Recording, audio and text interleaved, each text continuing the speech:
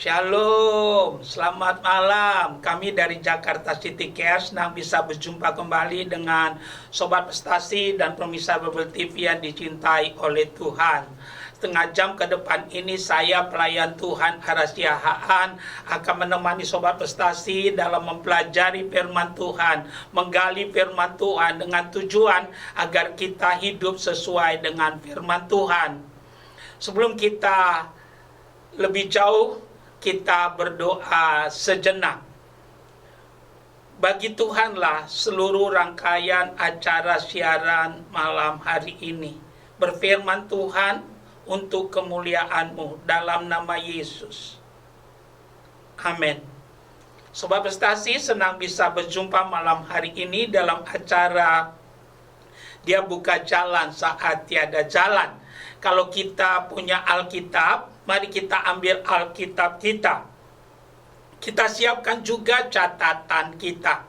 Kami terus mendorong dari studio ini, setiap kali kita mendengarkan firman Tuhan, mari kita belajar untuk mencatatnya dengan tujuan agar kita lebih mudah dapat mengulanginya. Kami meyakini kebiasaan kita adalah masa depan kita. Tema firman Tuhan yang akan kami sampaikan untuk kita malam hari ini adalah karena Yesus saja. Maksud tujuan kita mempelajari topik ini adalah agar kita fokus kepada Tuhan.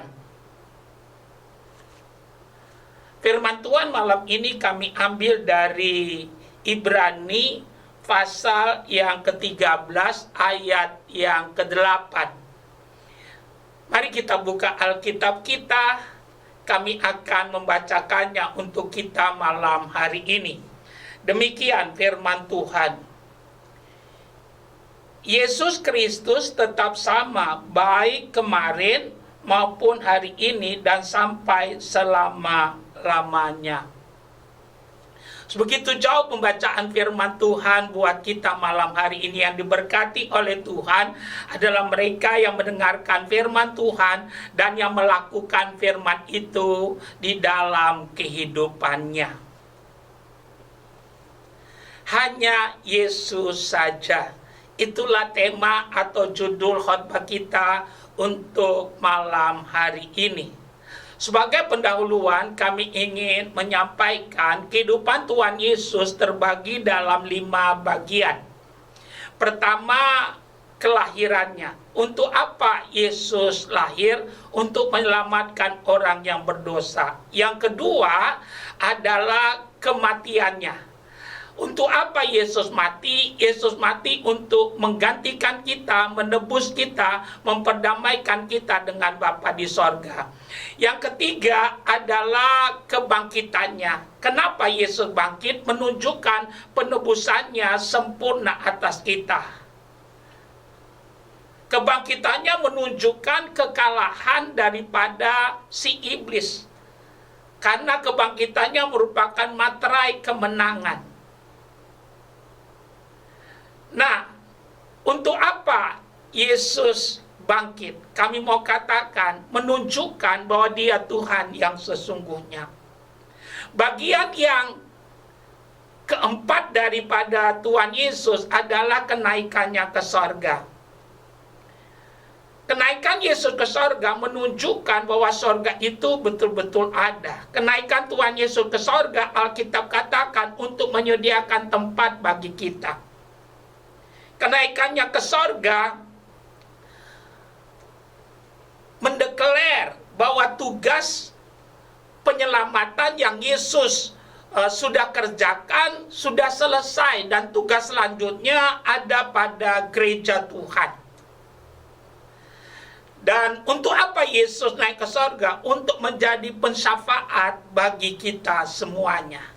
Dan bagian yang kelima daripada Tuhan Yesus adalah kedatangannya yang kedua kali. Ingat, Yesus akan datang kedua kali, tapi bukan seperti kedatangannya yang pertama sebagai bayi, tapi Dia akan datang Untuk apa? Untuk menjemput kita saleh-salehnya. Untuk apa dia datang?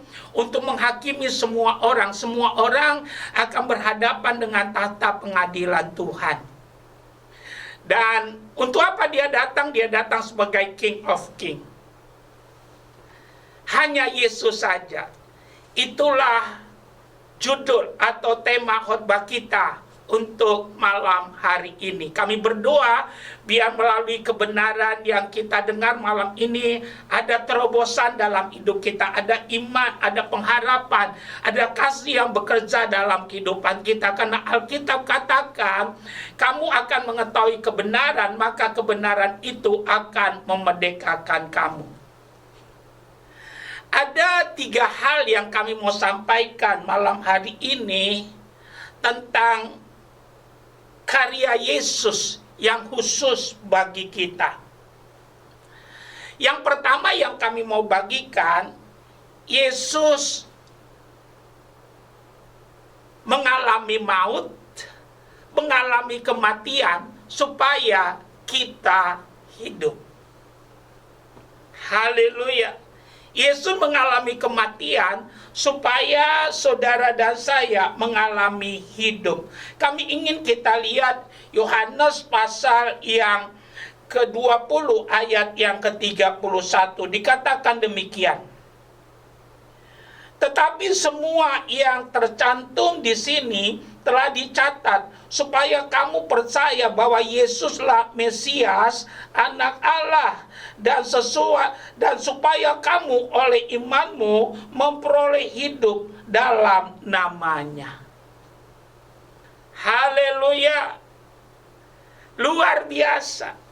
Yesus mengalami maut supaya kita hidup. Jadi bagi kita yang percaya pada Yesus, andaikan pun kita mati, kita akan tetap hidup. Ini pengharapan orang percaya.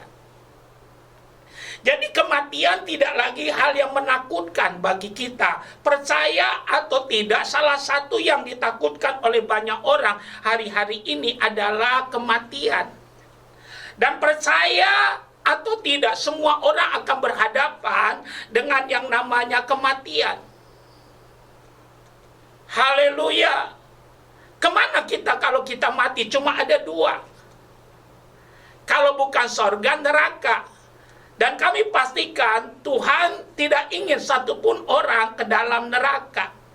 Oleh karena itu dia tinggalkan sorga, dia datang ke dalam dunia ini, dia lahir di kandang domba yang ada di Bethlehem. Untuk apa? Untuk menyelamatkan orang yang berdosa. Sungguh besar kasih Allah akan dunia ini, sehingga diberikannya anaknya yang tunggal, supaya barang siapa yang percaya kepadanya tidak binasa, melainkan memperoleh hidup yang kekal. Hanya Yesus saja.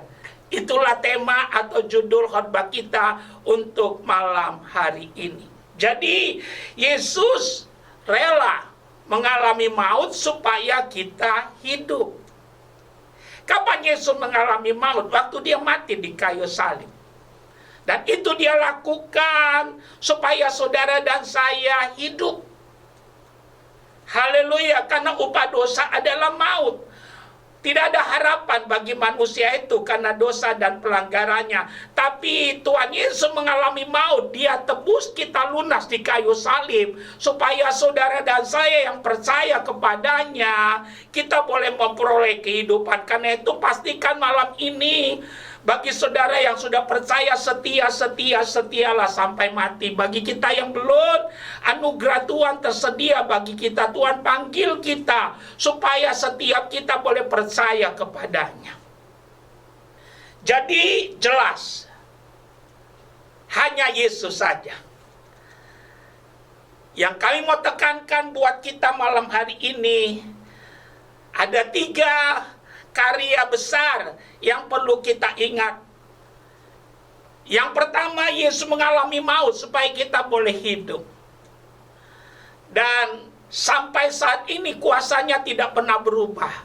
Janjinya tidak pernah berubah, kasihnya tidak pernah berubah untuk setiap kita. Karena jelas-jelas dikatakan dalam Ibrani pasal yang ke-13 ayat 8 yang kita baca malam hari ini, bahwa Yesus Kristus tetap sama dahulu, sekarang, sampai selama-lamanya. Sepanjang kita mau berdiri di atas karya yang Yesus kerjakan bagi kita di kayu salib, kami mau katakan kita bukan hanya menang, tapi kita lebih daripada pemenang. Karena Tuhan tidak mungkin ingkar janji untuk setiap kita.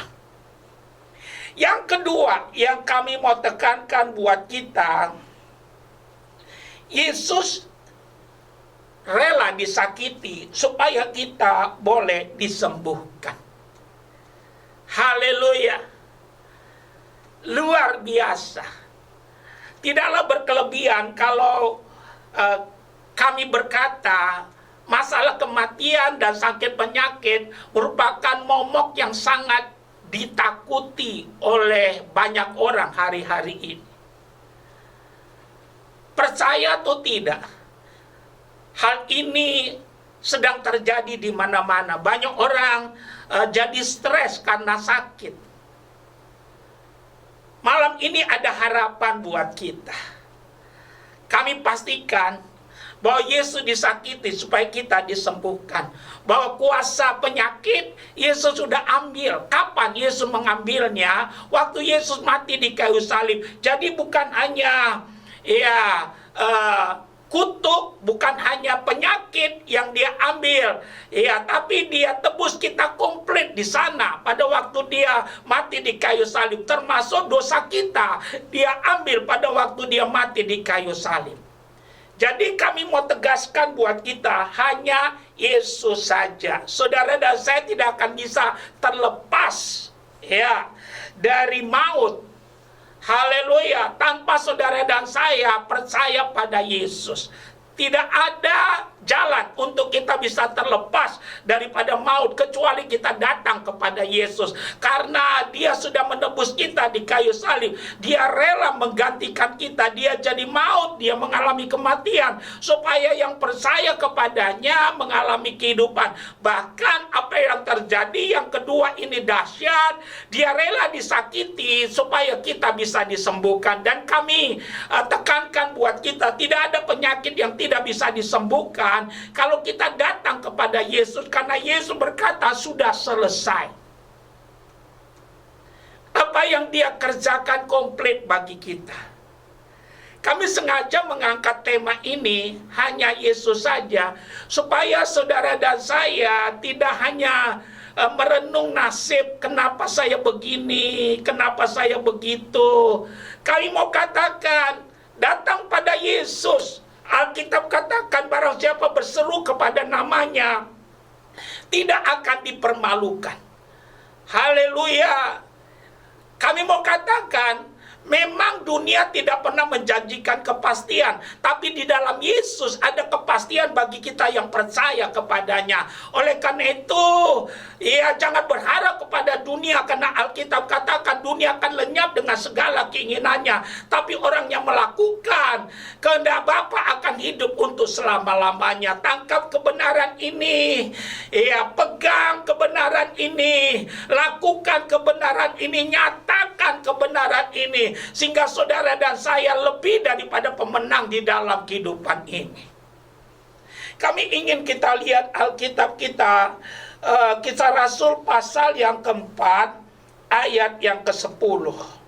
Mari kita buka Alkitab kita, Kisah Rasul pasal yang keempat, ayat yang ke-10.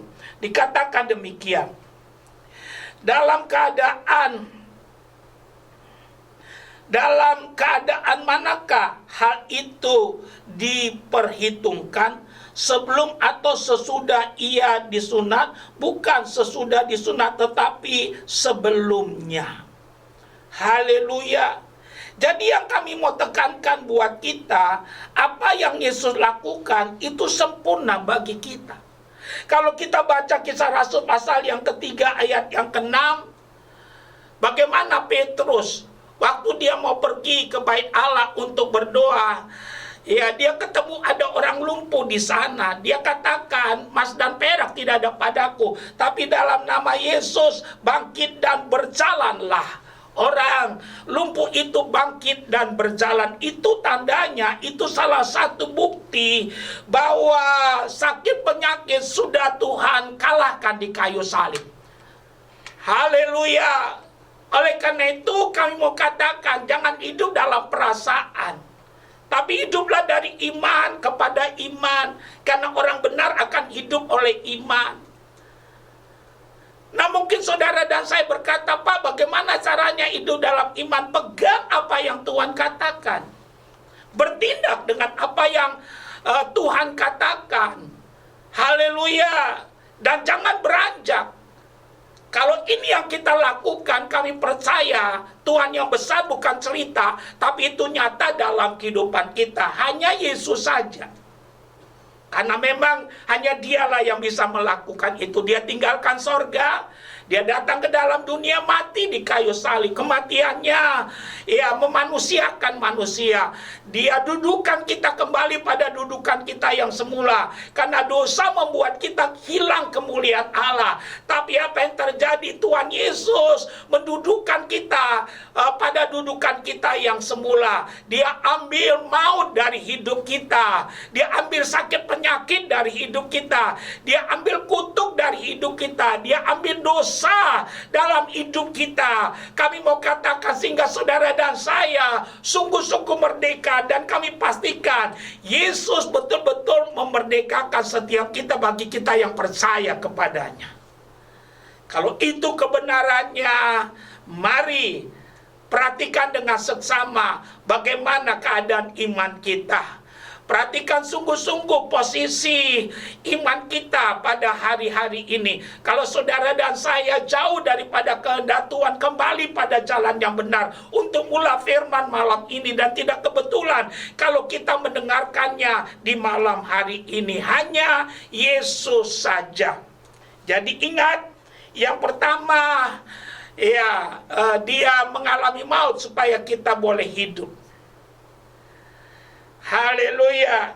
Dia rela disakiti supaya kita disembuhkan. Tadi kami katakan ada 3 karya besar yang Yesus kerjakan bagi kita. Dia mengalami kematian maut. Dia mengambil sakit penyakit kita di kayu salib. Saya mau katakan, kalau saudara dan saya mengerti apa yang dia kerjakan, saudara dan saya tidak henti-hentinya bersyukur kepadanya. Tadi kami katakan, tidak ada penyakit yang tidak bisa disembuhkan. Kenapa? Karena memang penebusannya sempurna atas kita. Tahukah kita, waktu Yesus ada di kayu salib, ada 7 kali Tuhan Yesus bicara. Salah satu ucapan yang populer, Tuhan Yesus berkata, sudah selesai. Dalam bahasa aslinya dikatakan tetelestai, sudah selesai. Dia mati supaya kita bisa hidup. Dia disakiti supaya kita bisa disembuhkan. Dia rela menderita supaya kita berbahagia. Kami mau katakan, agunglah rahasia tentang penebusan Yesus bagi kita. Karena itu jangan hidup dalam perasaan. Jangan mau dimacan-macani, ditakut-takuti oleh dunia ini. Dunia mencoba menggeser kehidupan Yesus dari kehidupan kita. Kami pastikan jangan pernah mau menggesernya dan menukarnya dengan apapun. Karena saudara dan saya akan menyesal karena hanya ada kepastian di dalam Yesus Kristus Tuhan. Haleluya. Nah, yang ketiga yang kami mau tekankan buat kita, hanya Yesus saja. Ada 3 karya utama yang Yesus kerjakan bagi kita. Dia mengalami maut supaya kita bisa hidup. Dia rela disakiti supaya saudara dan saya mengalami kesembuhan. Dia ambil sakit penyakit daripada kita, sehingga tidak ada penyakit yang tidak bisa disembuhkan kalau kita datang kepada Yesus. Nah, yang ketiga maksud kami, Yesus rela menjadi dosa supaya kita bebas dari dosa. Tahukah kita, orang yang disalib itu orang yang terkutuk. Di zaman dahulu, orang yang disalib adalah orang yang paling berdosa. Yesus tidak pernah berbuat dosa satu kali pun. Dia disamakan seperti orang yang berdosa. Di kiri kanannya adalah penjahat. Dia disamakan seperti seorang penjahat. Dia tidak penjahat karena inti ajarannya adalah kasih. Biasanya orang yang disalib itu ada dua kejahatan yang dia lakukan. Pertama, pemberontak. Yang kedua, penjahat kelas kakap. Dan dua-duanya jauh daripada Tuhan Yesus. Tuhan Yesus tidak pernah memberontak. Tuhan Yesus juga ajarannya adalah kasih. Dia tidak pernah melakukan kejahatan. Yesus berkata dengan tegas, berikanlah kepada kaisar yang kaisar punya. Dia tidak pernah menghasut orang untuk tidak bayar pajak, tapi dia mengajar orang supaya belajar taat. Haleluya. Oleh karena itu apa yang terjadi? Tangkaplah kebenaran ini. Hanya Yesus saja. Apa artinya? Hanya Yesus yang bisa lakukan itu. Haleluya. Dan saudara dan saya yang percaya, saudara dan saya akan menerima karya apa yang Yesus kerjakan bagi kita. Luar biasa. Dia mengalami maut supaya kita bebas dari maut. Kami ingin kita lihat 1 Korintus 6 ayat 11. Satu ayat yang kami sukai, 1 Korintus pasal yang ke-6 ayat yang ke-11 dikatakan demikian.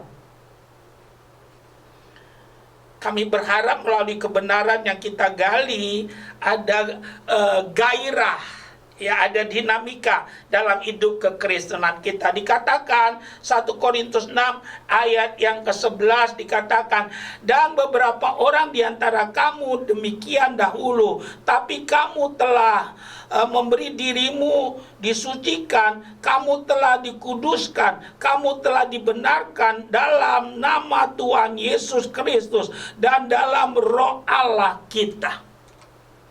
Jadi luar biasa apa yang Yesus lakukan bagi kita. Dia mengalami maut, dia mengalami sakit penyakit, dia ambil dosa dalam diri kita, bahkan kuasa dosa itu dia cabut dari dalam saudara dan saya. Waktu dia mati di kayu salib, kutuk, dia ambil di sana. Karena tadi kami katakan orang yang disalib itu orang yang terkutuk. Jadi dia rela jadi kutuk supaya saudara dan saya bebas dari kutuk.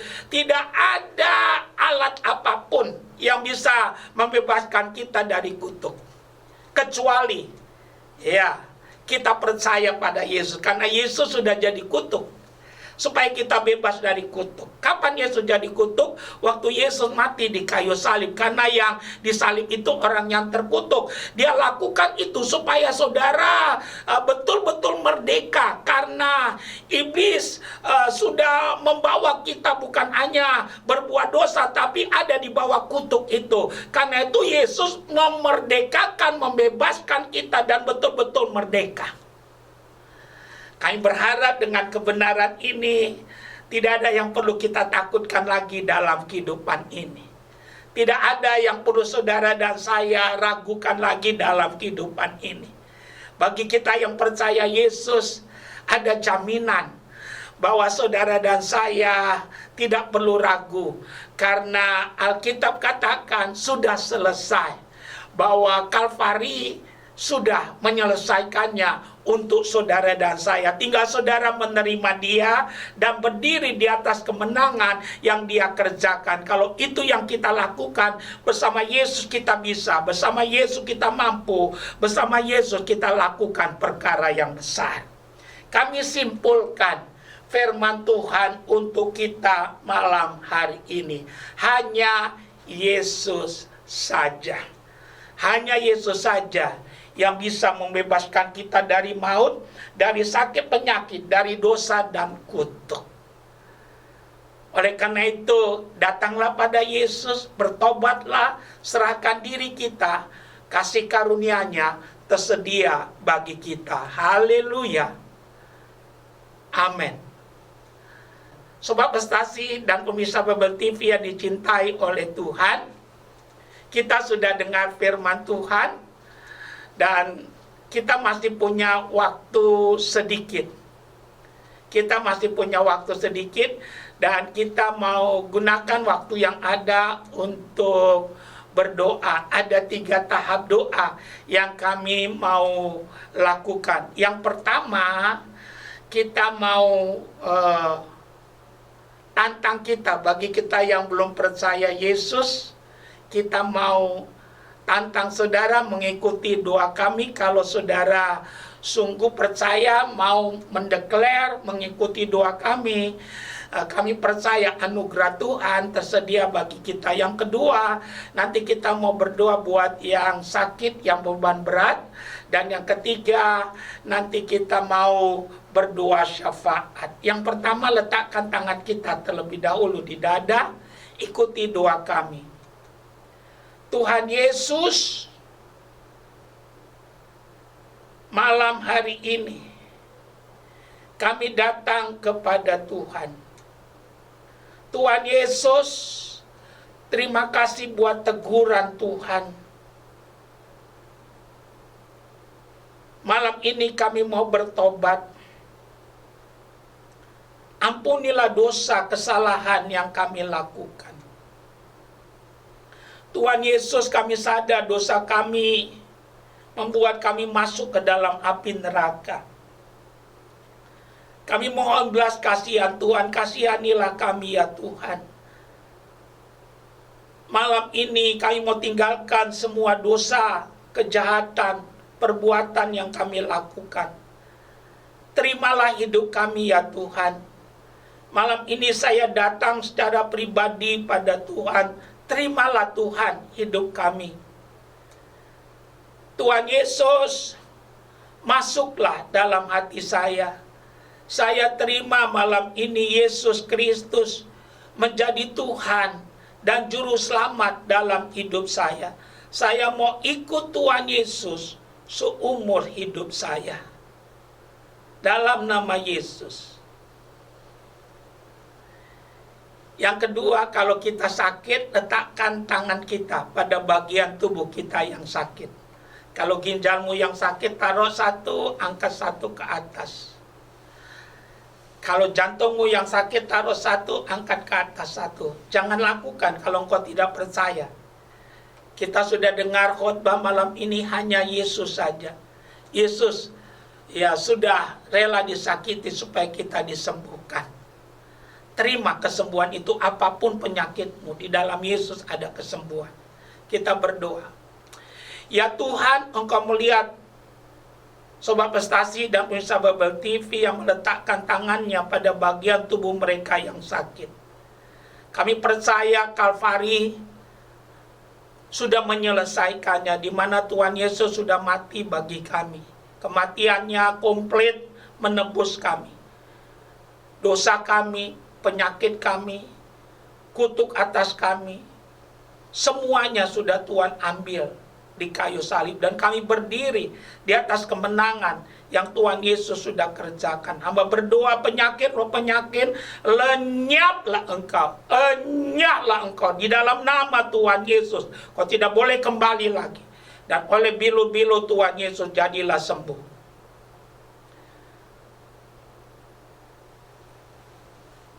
Dalam nama Yesus.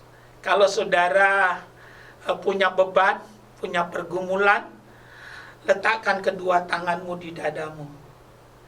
Apapun masalahmu, Tuhan Yesus berkata, marilah kepadaku, hai kamu yang letih lesu dan beban berat.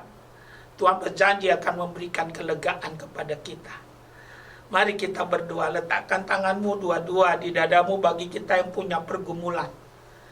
Ya Tuhan, Engkau berkata, marilah kepadaku, hai kamu yang letih lesu dan beban berat. Kau berjanji Tuhan akan memberikan kelegaan. Hamba berdoa di dalam nama Yesus. Tuhan meratakan gunung, menimbun lembah, membuka pintu-pintu yang terbuka. Tuhan, Kau lihat Sobat Prestasi dan pemirsa Babel TV dengan segala pergumulannya, di dalam nama Yesus terimalah pertolongan, terimalah mujizat, terimalah ya yang tidak mungkin jadi mungkin, kuasa Tuhan turun. Aku berdoa, berikan kelegaan ya Tuhan. Aku berdoa Tuhan yang besar menyatakan kuasanya. Aku percaya di dalam Yesus ada pertolongan yang ajaib bagi setiap kami. Terima mujizat Tuhan. Aku berdoa Tuhan merubah padang gurun jadi taman Eden. Aku berdoa tidak ada jalan buntu, Tuhan rubah jalan buntu menjadi pintu gerbang mujizat, pintu gerbang kuasa Tuhan dinyatakan. Makasih Tuhan. Dalam nama Yesus kami mau berdoa syafaat. Kami mau berdoa buat Indonesia, dari Aceh sampai Papua, dari Sangir sampai Kupang. Shalom Tuhan turun atas Indonesia. Diberkati penduduknya, mata pencarian penduduknya, dan pemerintahannya. Kami berdoa buat kota kami Jakarta, jauhkan dari bencana tsunami, gempa bumi, dari hal-hal yang buruk. Kami berdoa buat Indonesia dan kota kami Jakarta, ada tuaian jiwa-jiwa, ada hujan pertobatan. Kami berdoa buat gereja Tuhan di bangsa ini, ikat dalam kasih Kristus. Ada kesatuan, ada persatuan. Kami minta anugerah Tuhan, biar ada suara kenabian yang keluar. Hamba-hamba Tuhan, Engkau pakai, ikat dalam kasih, saling menopang. Pengurapan double porsi turun atas hamba-hambamu. Bangkitkan yang jatuh. Tuhan yang sudah mundur, biar Tuhan kembalikan kembali pada jalan yang benar. Kami berdoa Tuhan untuk Sobat Prestasi dan pemirsa Babel TV yang menyaksikan acara ini dimanapun mereka berada, turunlah iman dari Tuhan. Kami berdoa ada kuasa Tuhan yang turun, ada mujizat yang turun. Terima kasih Bapak, berkati Panorama MGK yang jadi partner kami dalam pelayanan di tempat ini. Berkati Tuhan mereka yang menyaksikan acara ini. Kami tetap berdoa supaya Indonesia Tuhan bebaskan dari virus corona, biar yang kena semakin sedikit, yang sembuh semakin banyak. Akhirnya negeri kami bebas dari corona, dan bagi Tuhan tidak ada yang mustahil. Tuhan sanggup melakukannya. Terima kasih Tuhan, kami bersyukur dalam nama Yesus. Haleluya. Amin.